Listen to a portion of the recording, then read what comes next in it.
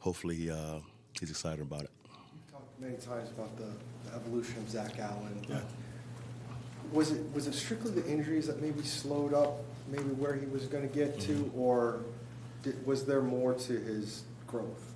I think Zach's, gotten better each year. Obviously, he's gotten bigger and stronger from his rookie year. That was Zach's main issue. It wasn't ability. It wasn't, how he played or his smarts. It was just his body. He's changed his body, so he's making more plays in the trenches. And that's where he has to play. As a rusher, he's winning. The ball's coming out fairly fast, but he's winning his one-on-ones for the most part. But Zach's one of our guys that we count on playing good each week, and he's done that for us. What are you watching the forecast on the East Coast, and if it does rain, how does that impact how you root for the game? I think, most rainy games, obviously on grass, affects you more than field turf. I think it's field turf now. So I think the weather, if it's not pouring rain and wind, won't be a huge issue. On field turf, the field's going to be in great shape. Most quarterbacks, can't throw the ball, when it's wet, so that won't affect the game much at all. Obviously, if it's pouring rain and it's wind and all those things, that makes things different, and you have to, obviously, with your game plan, adjust. But if it's normal, sprinkles or rain before, it shouldn't be a problem. After Zach, he consistently gets a pretty big percentage of the snaps. Yeah. Is that, in your experience as in defense over a long time, is that unusual for a guy in an inside position in the 3-4 to get that many snaps? Well, it's weekly. We have a pitch count for our guys, obviously. But Zach's playing some defensive end also in sub downs. He's a young guy. He's in great shape. So if his snaps are quality snaps, I'm okay with 5 or 6 more snaps a game. But it's a pitch count for our guys. But it depends on if it's more third downs, if it's more dime or nickel packages, and that's where that starts and kind of finishes. Lucky the guy to step in for Rashard. We'll see. It's Lucky, it's Dogby, it's a bunch of guys that's played there, during the training camp and during the week, even Ledbetter. So we'll see who's the best, player for nose. But, obviously our guys are all trained at nose in 3 techniques, so it's not a big deal. It's a shade of shade, right? If you're over the center or the guard, it's the same position for the most part. So hopefully we play well there. You expecting to see McCaffrey on Sunday? Absolutely. He is a special player, watching him on tape. And obviously last year's game, having 11 catches against us for over 60 yards was obviously not good for us. But he's a special player, and he's still, if he pops, he can make a big play. A couple of years ago, he was here. He had about 20 yards rushing. Going into the fourth quarter, he popped a 70-yarder. So he is capable of making big plays in a running pass game alike, and that makes him dangerous. And obviously in the red zone, having a plan for him to cover him with like skill and not put him on big backers is obviously a plan for us. You guys have seen Baker a couple of times, but obviously on a different team and a different scheme. Yeah. So is it the same kind of preparation because the quarterback's the same, or because it's on a different team you kind of approach? It's a different scheme. It's different receivers. Baker's Baker, but it all goes through the scheme. Obviously how you rush certain quarterbacks. What you give them as far as their sight lines it's the same, but system different. The halfback's different. The receivers are different. So the plan is totally different. Panthers go, you've played these guys the last couple of years here, every year you've been here. So do you go back and dissect each and every game, or does it change year to year? You do. Obviously, Coach Rule's been there for the last 2 games. So you go back and look at those games. Even though Ben McAdoo's a coordinator now, he's a head coach. He's an offensive guy. So that kind of helps me just go back and look at what they did against us 2 years ago. And it's really common. It's almost the same stuff. Obviously, every plan changes, but the key is McCaffrey. If he's playing, to take him away first, that's our order of business, and then after that, figure it out. But if he's having success, that's a problem for our defense.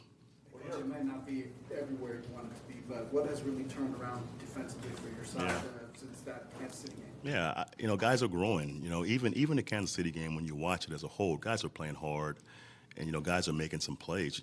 Our operation was so poor, getting the line and playing proper leverage. And those things were so poor that we couldn't play good. I thought the Raider game, outside of those first third downs, we played solid football. In the second half from there, the confidence grew, and we played better on third downs in the second half, and it carried over to Sunday. I thought Sunday we played good, but the explosive plays, He had 235 yards, I think, passing, I think 80 on screens. That's got to stop, right? We got to fill the screens better and contain the screens a little bit better. You can't give up 80 yards in screens. Outside of that, we gave up some explosive plays that led to points.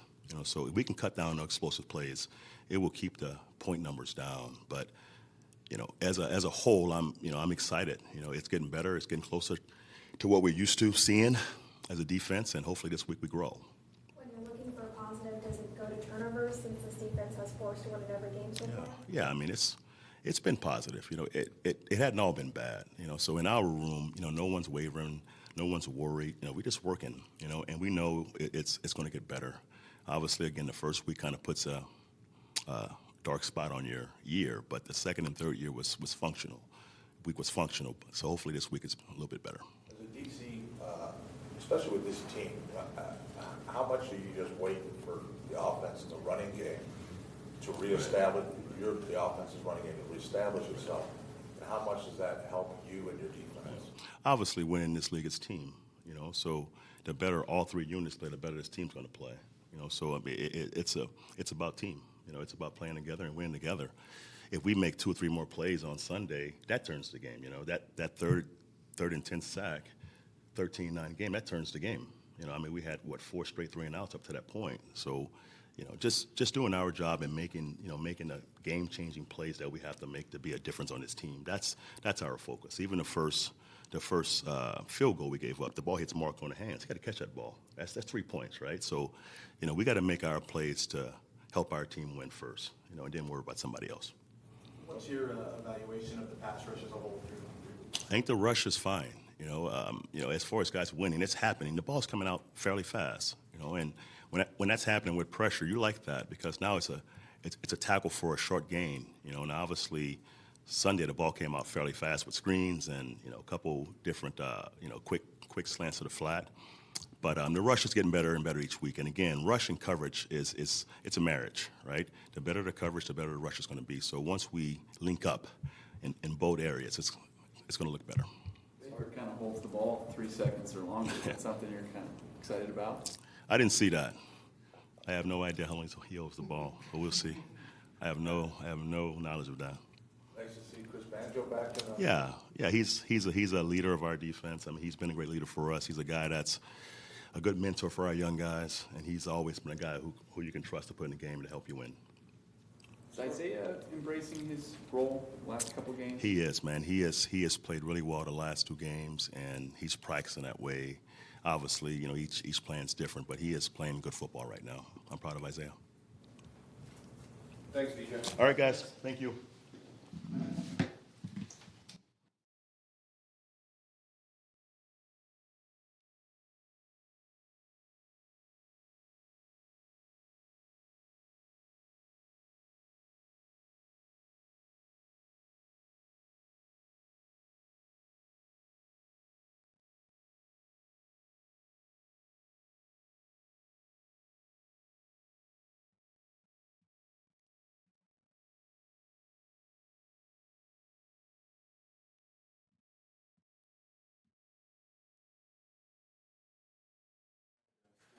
Feed More campaign last year.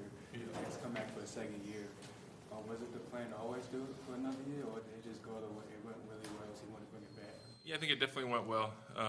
Obviously, philanthropy is important to Julie and I. We started our foundation years ago to help give back to our communities. We're doing a big project in Philly with the House of Hope. And so in Arizona, we wanted to make a tangible impact immediately. And especially with our son, we found out that 1 in 6 children are facing hunger in our state of Arizona. So it was really important to us to kind of address that issue. And we're going to be donating the meals per touchdown with a guarantee of 500,000 meals from Julie and I. So we're really excited about it. We would love for organizations to join us in this effort. We always call it the Ertz Family Foundation, but it's an extended family. It's not Julie and I doing it by ourselves. We want to invite people to join us, whether it be through donations, whether it be through time, just to make this thing as big as possible, because obviously hunger is a primary need. It should be it's a necessity. It's a basic necessity in our lives. We need it. And the fact that 1 in 6 children are facing hunger in our state, to me, is alarming. and so we want to help address that issue. Zach, where would you say that comes from for the two of you, that spirit of? Yeah, I think our faith obviously is a big part of it. Being able to give back and help those that weren't given the same opportunities that we were given. We understand that Julie and I didn't become the athletes we were by ourselves. There's obviously a lot of favor and a lot of help along the way. And we recognize that we want to help people achieve their goals as well. And whether that be food, whether that be through faith, whether that be through just time and seeing people for where they're at, it's extremely important to us. And every city we've been in, whether it's Philly or here, we've really felt the love from the fans, from the communities, and not only on Sundays, but really Monday, each and every day throughout the week, we feel the love and support from the communities we've been in. And so we've always tried to find a way to reciprocate that love to our surrounding communities. How frustrating was a game like last week where you're moving the ball, long drives, but each one results in a field goal instead of a touchdown? Yeah, it's tough. I mean, the red zone has been a point of emphasis all offseason. The first 2 weeks, we were good in the red zone. I think we might have been 5 for 5 or with touchdown percentages. I don't know exactly what the numbers were. But last week, we just fell short. I take responsibility for one of them. I just got to find a way to make the play. And that's been just kind of, it's not one guy, it's not one play, obviously. But our best players need to be playing our best football. And that's something that I've always taken a lot of pride in. Third down, red zone, when the team needs to make a play, I put a lot of pride in not only during the game, but the work that I put in throughout the offseason, during training camp, during practice. And I want to be that guy. And so I got to find a way to make that play. Kyler made a great throw. Ball was on time in a great area, and I just got to find a way to make a play, and I will. But that's just, when we get down there, we got to score touchdowns. We got James, myself, AJ when he's healthy. So we got big guys that can make plays down there. K1 with his feet, obviously. And we should pride ourselves on being a really good red zone team. When Cliff was asked the other day about, we talk about a lot of the fast starts and all that, he said that sometimes it might be trying too hard, almost like you can't have a 14-point play. Do you feel that the guys maybe are trying too hard, or?